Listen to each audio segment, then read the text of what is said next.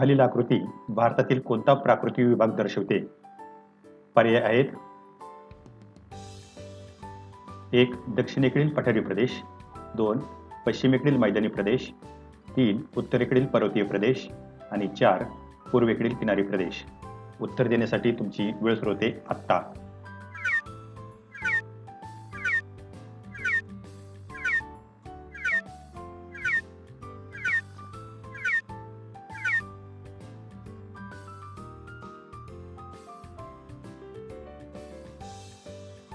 उत्तर आहे दिलेली आकृती भारतातील उत्तरेकडील पर्वतीय प्रदेश हा प्राकृतिक विभाग दर्शवते.